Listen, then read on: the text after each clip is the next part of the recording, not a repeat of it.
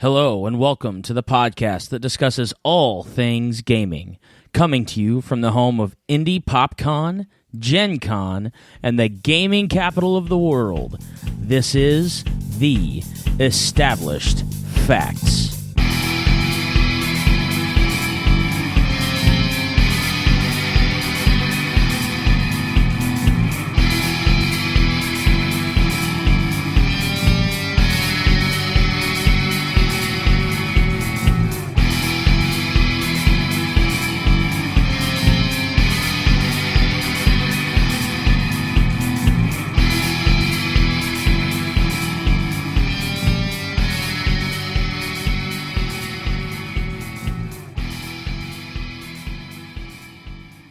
Hello, everybody, and welcome to Indie PopCon 2016. Is everybody having a good time today?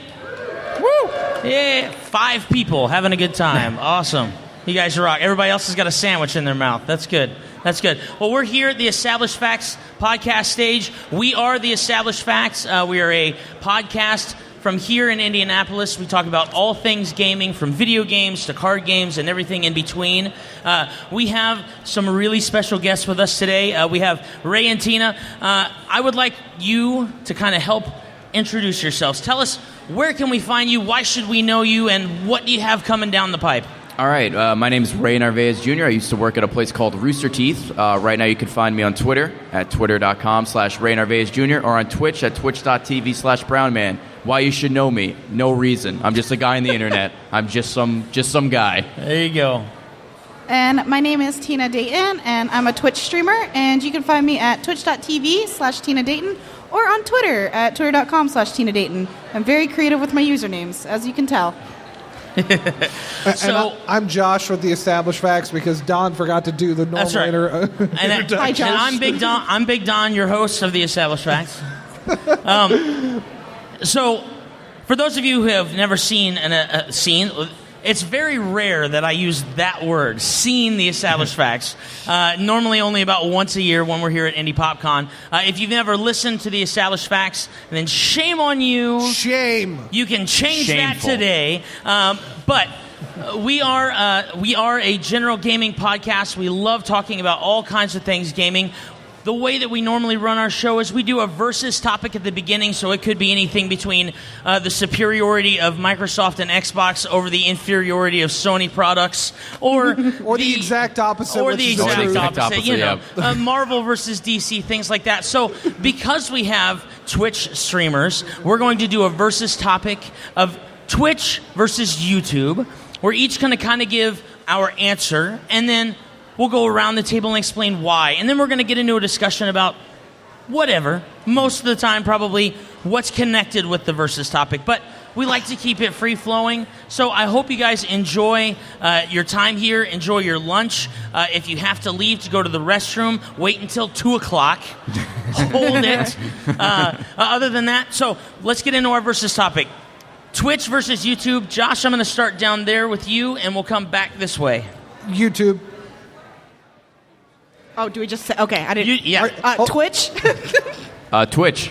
And I'm going to say YouTube, and I'll go ahead and kind of show you guys how this works. I'm going to say YouTube because mostly I am a gamer, but I also have 3 children, so I don't get a chance to hang out on Twitch very often. Mm-hmm. And so when I have to sneak the 7 minutes that I have in the restroom by myself, YouTube is usually kind of the best, best media for me to be able to do that. So Fair enough.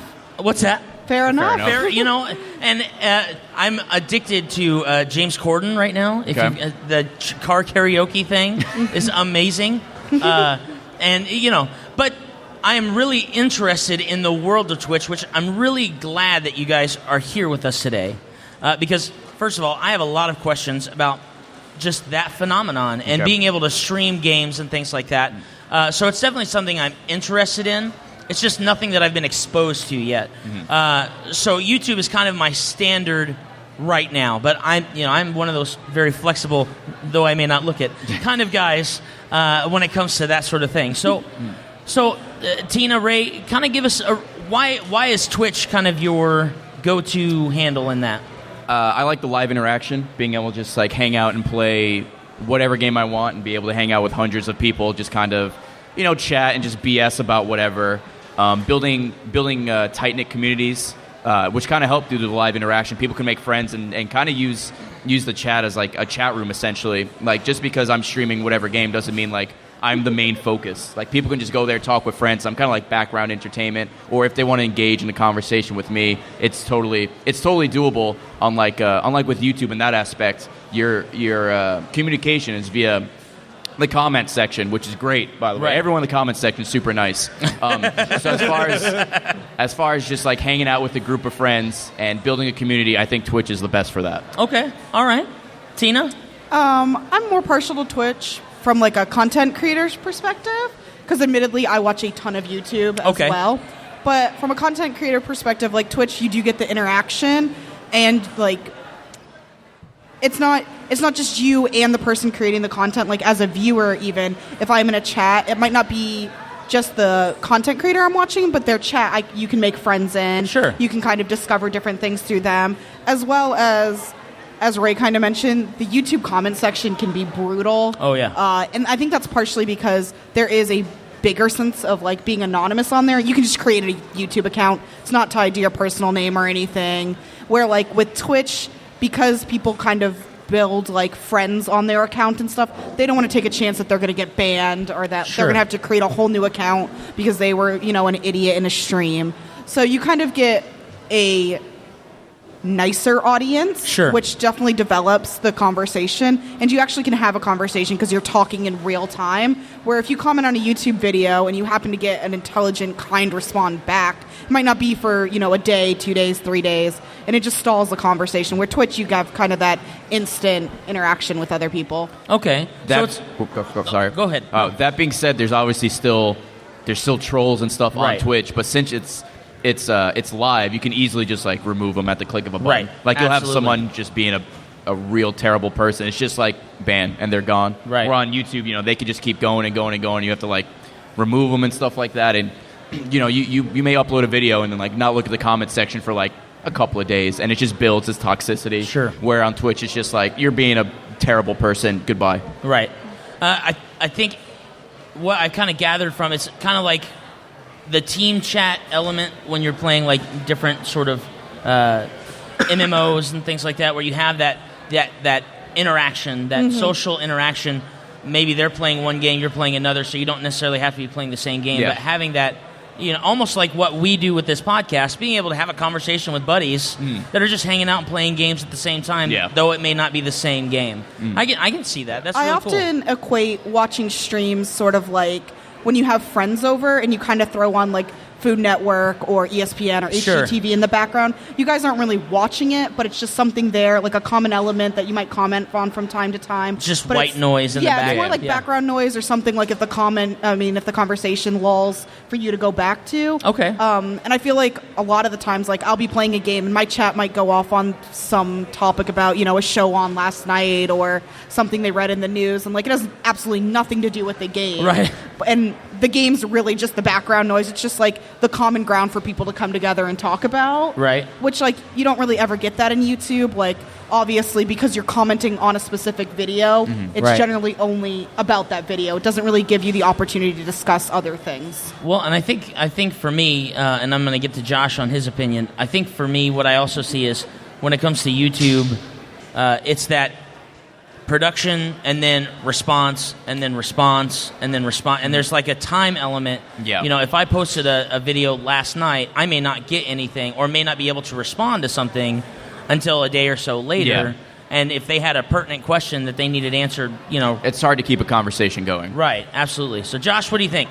Well, the funny thing is I had this conversation before with one of our former hosts, and for me, as an IT professional, first off, I signed off on my Google overlords a long time ago, so I got no problem saying YouTube is great. But especially here recently with the YouTube gaming platform launching and growing in popularity, things like your chat sessions are becoming more of a reality because they're building in the Hangouts functionality into YouTube gaming, so you're able to do the same thing.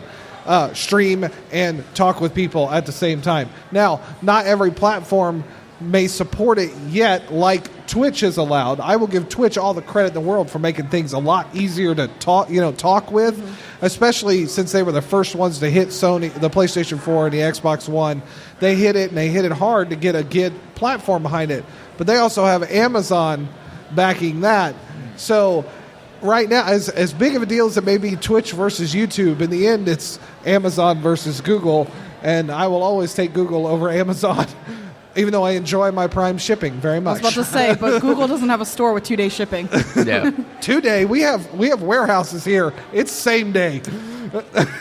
They spoil you, and you still pick Google. How dare you? I pay Amazon. Google's free. That's right. It's very true. The only other thing that Twitch has up on YouTube Gaming is that Twitch already has kind of its viewer base, and Twitch very much has a Twitch community and kind of has like a culture, a Twitch culture, which takes time. And like I'm sure a couple years from now, YouTube will have their own like YouTube culture.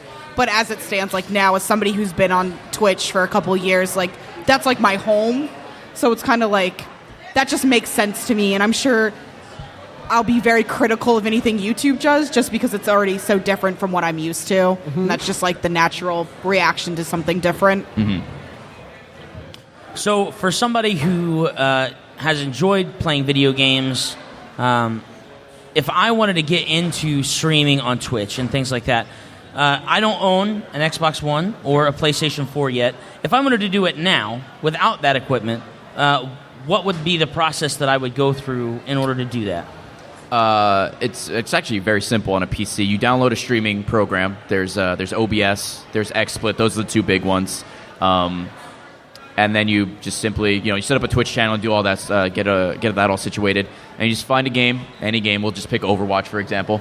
You just load up Overwatch, go into OBS, just set it all up, and just hit start streaming and see what happens. Okay. It's very, very, very simple. I mean, on the consoles, there's a Twitch app built in.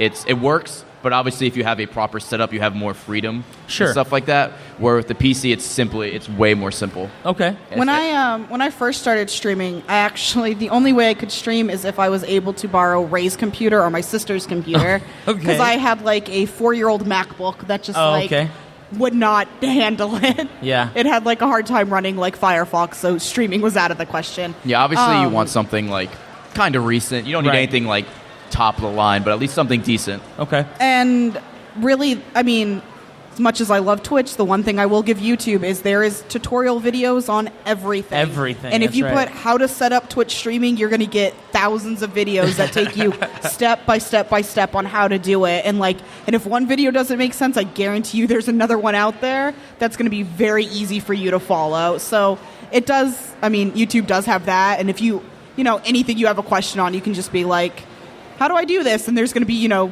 20 people all telling you the exact same thing. But here, let me forward you my YouTube clip. Yeah. I just did that. Yeah. Like how to set your settings, how to make your stream look like the best, or if you have any questions, she's right. There's a YouTube tutorial for literally everything. I feel like if it would be, this is a little off the skew, but I feel like it would be really funny to put together some sort of like Ancestry.com to find out who was the first person to, who was the first YouTube tutorial? Yeah, that's right.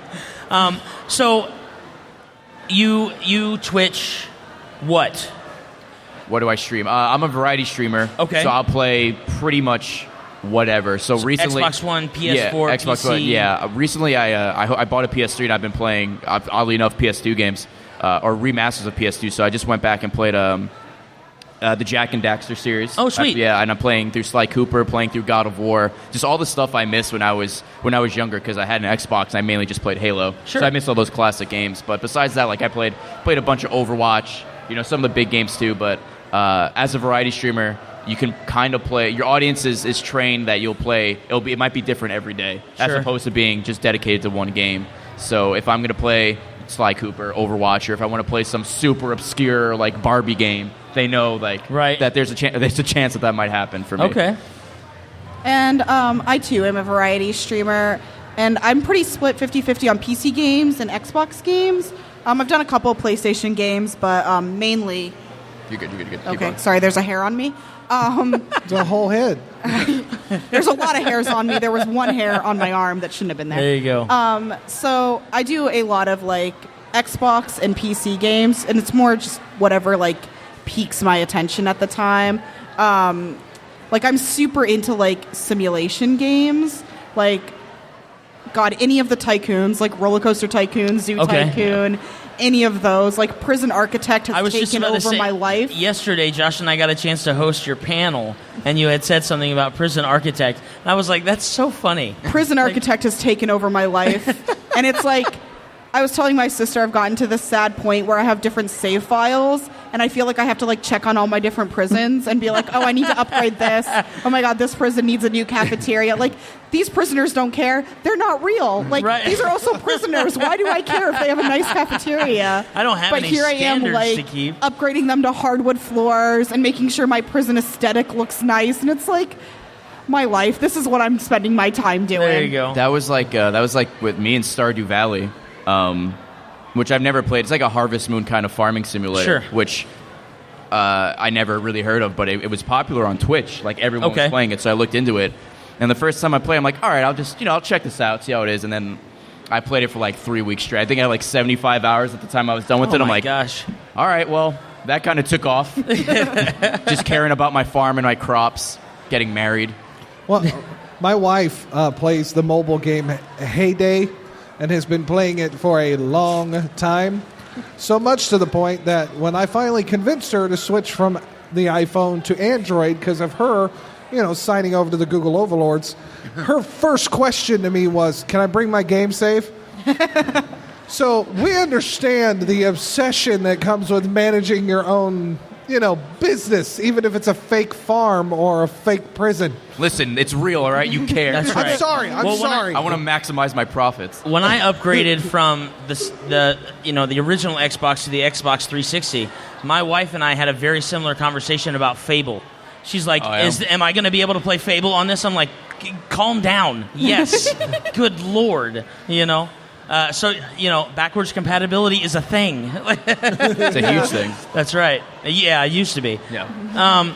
So I kind of want to know what is your grassroots story of how you got started, why you decided that this was going to be your thing, why this was going to be something that you invested your time in, and how you kind of gained the passion of doing it. All right.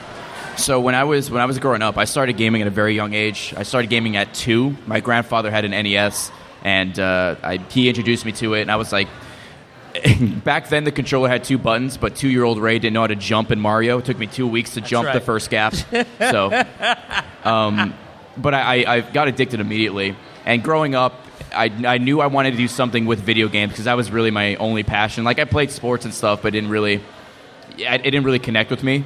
So throughout high school and stuff, I was just like, I'm going to do something with video games. I don't know what it is, making them, writing about them. I want to do something. And then I discovered in high school, I discovered a site called Rooster Teeth way back when. They do a whole bunch of, they're a huge company now, having all these productions and stuff. When I was in college, they started a video game branch called Achievement Hunter. I believe I was 18, and they were doing like achievement guides for Xbox games. Like the Xbox 360 had achievements, like little objectives you can do in games. And I thought it was the coolest thing. So I would make guides for fun. And I didn't know how to do anything. Going back to YouTube, I bought a capture card. I'm like, how do I hook this up? How do I record?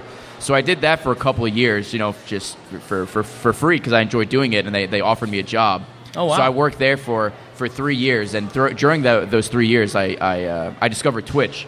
Okay. And I just really, going back to what I said before, I really like the live interaction, being able to hang out with people, just kind of play whatever you want. So I did that while working at Achievement Hunter for about 1.5 years. And when I quit, I knew I wanted to go straight to try and make Twitch a full-time thing because Tina and I knew people who did it full-time. Sure. So we kind of had an idea of like what to expect, like how many viewers you should have and comfortably be able to live. Leaving Achievement Hunter was scary because I knew I had like an audience, but I wasn't sure if they were going to follow me. Transfer over. I was kind of like taking a leap of faith, and thankfully a good amount of people carried over, and I'm able to do it full-time. So going back to when I was like in high school, like I'm going to get a job playing video games, it kind of it's amazing, and I'm very thankful, via the support of my audience and my family and everybody, that I was able to accomplish that in two different aspects. 'Cause I used to be like a Let's Player for Achievement Hunter, and then I kind of just transitioned over to a streamer, which is more, I think, what I feel more comfortable with doing, just kind of hanging out and, not doing these intricate, like not having to edit these intricate videos, and just kind of start the stream and just kind of play for like 5 or 6 hours, hang out, and then call it a day and do it again tomorrow. That's awesome. Yeah. I had a friend who streamed, and I thought it was like really cool. And I used to watch a lot of streams. Ray and I both used to watch a lot of speedrunners, which you guys don't know what speedrunning is. It's when they try and beat like a game as quickly as possible. Yeah. I beat Mario in 6 minutes or whatever. And it's crazy the stuff that they can do. So we would watch a lot of that, and I really wanted Ray to start streaming because I was like, I think you'd like this, dude. Like, you should do it. And he's like, yeah, I will. So I was like, all right, I'm going to figure out the streaming thing, and I'm going to get set up for you. So I originally started streaming just to figure out how streaming worked, because I was like, if I set this up and it fails miserably for him, he's never going to do it again. So I'm going to do all the test streams, and I'm going to try and figure it out. And I just like instantly fell in love with it. I love talking with people. I'm terrible at finishing a game, not even like completing it, but just like finishing it. I just get distracted too easily. Right. But if I'm streaming it and I have like other people to talk to and that are invested in it, I'm much more likely to finish a game. Right. So that was a huge thing for me at first. Like, I wanted to be able to actually complete these games, play the whole story. And so streaming kind of really helped me with that. And I just, I love the interaction. Sure. And I decided to go full-time because, one, the old job I had just wasn't doing it for me anymore. It was just an office job. Sure. It had its own office issues. Right. And I wanted to put more time into it. I was doing well enough where I'm like, you know what? It's now or never. You got to take a chance. Right. I have like enough that I can do this. I took like a part-time job so that I had like a little bit of cash flow coming in. So like at the end of the day I could pay my bills. A security cushion. And eat. Those important things. Food's a thing. You kind of have to eat that eat to survive. And then luckily, my channel's just been able to grow over time that I was even able to leave my part-time job and just do it full-time. And it's just something I truly love. And it's kind of like just having like a family, like an online family to get together and play games with. Sure. That was the thing when I left. I also it wasn't like an impromptu thing. I didn't wake up one day. It's like, all right, I'm going to quit my job and stream. I talked about it with Tina. I talked about it with my family. I did my research. I talked to I talked to big YouTubers. I talked to people like Markiplier. I'm like, what do you think? Like, do you think this will work out for me? And so talking to people like him, talking to people who do it full time, and getting all the information I needed, I felt more prepared. A little bit more confident. And I also had saved money for months, like as an emergency fund. So if this like blows up in my face that I'm completely effed, I have like backup money just in case I need to pay rent and get everything back up and going. Okay. Well, that's very cool. Mm-hmm. Now, you said a lot about there was a lot of preparation for you to be able to confidently make the step into doing Twitch full time. Okay. How does doing Twitch full time pay the bills? Explain that phenomenon to me a little bit. Okay. So you get paid on Twitch in multiple ways. The two big ones are your Twitch subscriptions. Okay. And donations. So when you start a Twitch channel, you don't have a subscribe button. You have to build your channel up and reach certain numbers, like benchmarks. Benchmarks, and then you could apply for partnership. Once you get partnered, then you can get a subscribe button. And a Twitch subscribe button is $5. Twitch gets a percentage, $5 a month. You can cancel at any time. Twitch gets a percentage. You get a percentage, and that's kind of your main thing. Okay. So that's like your paycheck. Yeah. They're the hosting company, so they're going to take some off the top, and then you get whatever's left. Yeah, you get paid once a month, and it's equivalent to how many subs you have. Sweet. And then you could give your subs a whole bunch of benefits. A big thing on Twitch are the emotes. So you can have emotes specific to that only your subscribers can get. Okay. So say if you subscribe to my channel, you get an emote of my face, but you can use that emote anywhere on Twitch as long as you're a sub to me. So that's one of the big things, are emotes. Another big thing is donations, and you could take that. You could set that up immediately. Okay. And Twitch doesn't take any of that because that all goes through whatever. I'll go straight to your PayPal, and that's another very very big chunk. For me, there are people who live on the other side of the world, and they may not necessarily be able to watch the streams all the time enough to validate a subscription. Right. So they'll be like, hey, I'm catching the stream. This is the first time I've been able to catch it live. Here's $10. I like what you do. That's cool. Keep it up, yeah. Okay. The other two, which aren't as big, is there's ad revenue, which is so-so, and then if you set up a merch store as well, okay, you can get income Sure. that way. But definitely, Twitch subs and donations or tips or whatever you want to call them are the way you make money. That's very cool. Yeah. Mm-hmm. So, I really love the idea of being able to kind of sit at home and play video games for the rest of my life. It's Same. great. It's great. I asked you yesterday in our panel if there was a retro platform that you could play something on and stream. What would it be? I think you said, Tina, GameCube. Yep. And Ray, you said SNES or N64. Or N64. Older So, Nintendo stuff. Tina, if you could play any game on a GameCube and Twitch, what do you think your favorite game to be able to stream would be on GameCube? Oh, any of the Mario parties on GameCube. Yeah. Any of them. Yeah. I heart Mario Party as well. Yeah. Ray? Same question. There's so many good games on the Super Nintendo. I mean, you have Legend of Zelda, you have Super Mario World, but I think, I said this yesterday too, it was kind of two opposite games. It'd either be Super Mario World, because it's just a classic, or it'd be NBA Jam, just because it's that's right. over the top. Oh my gosh, NBA. yeah. I think that was the version where you could get like Bill Clinton as like a secret character. Yep. Just slam dunking with Bill Clinton is amazing. I was thinking about this question for myself, and I think I would probably, I guess it's considered a retro console now, even though it came out while I was, in high school. The original PlayStation, the PlayStation 1, Oh, yeah. Twisted Metal. I think I would Twisted rock Metal. out on Twisted Metal like constantly. The good thing about the PlayStation, at least up to the PlayStation 3, if you got like the right model, you can play PS1 games and Right, PS2 absolutely. games and PS3 games. Yeah, it's a shame. Backwards compatibility kind of just like It's kind of dying out. yeah. It's kind of I mean, sad. Xbox One is slowly bringing it back over, but I don't think Sony's doing it at all. Yeah. Which is kind of like Well, the way Sony's doing it is through their PlayStation Now service, which is Yeah. a streaming game service. So instead of you playing a game and streaming it out to the world, they are hosting the game somewhere else, and you are streaming it to yourself while giving controls back and forth. So a lot of PlayStation 3 games, PlayStation 2, and even some of the PlayStation 1 games are on that service. It's currently $20 a month, but during the holidays, they offer a year of it for $100, and you get access to there's probably like 120 games on there right now, or they're remastering it and reselling it to you in the PlayStation That's Store. right. That's as right. big of a Sony fan as I am, I understand technically why backwards compatibility was left out, and hate that they don't provide an option for you to put your disc in and give you the digital copy.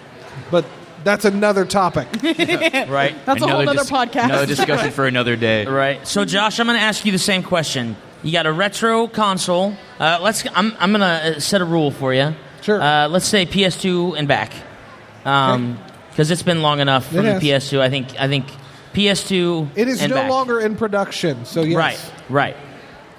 I would go Console with, and game. I would go with either, and these are both WWE games. I would either go with PlayStation 1, SmackDown 2, Know Your Role. Oh, there you go. Yep. That one particularly, or the PlayStation 2 with the debut of Brock Lesnar.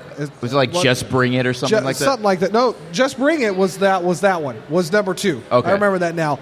God darn it. They were both so good, and that one in particular with Lesnar and Goldberg before WrestleMania 20 is it was the first time they really had the big entrances that were configurable, and it was I don't know what it was, but I always loved playing it.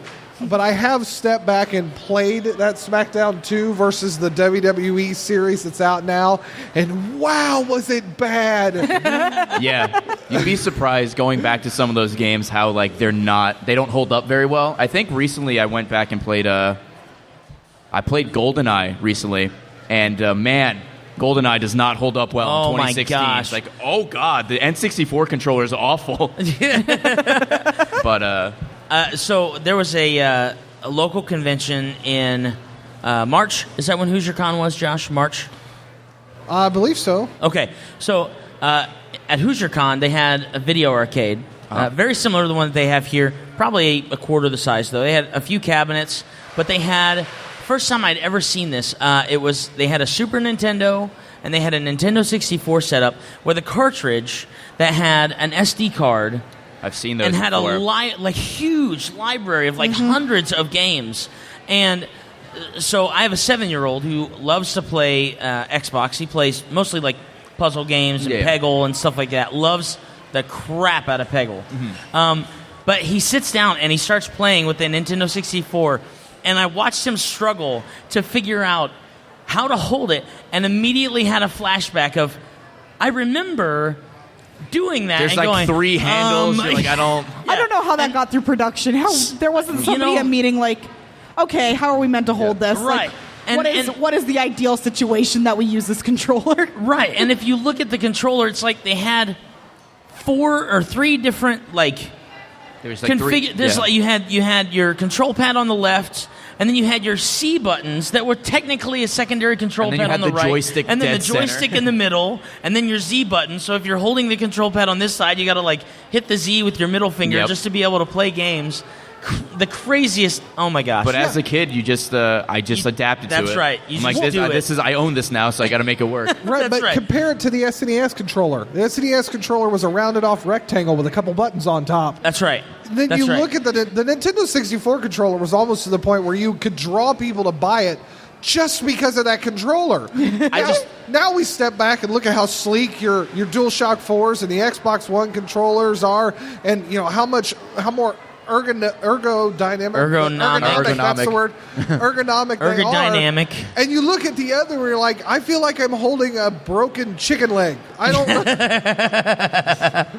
know what I'm doing.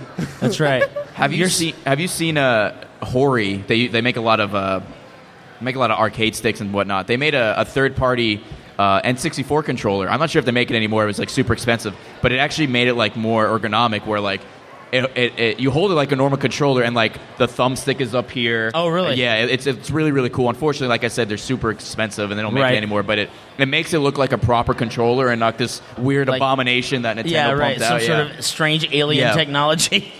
So if the company doesn't get it right, then another company will be like, we're gonna fix this. It's funny.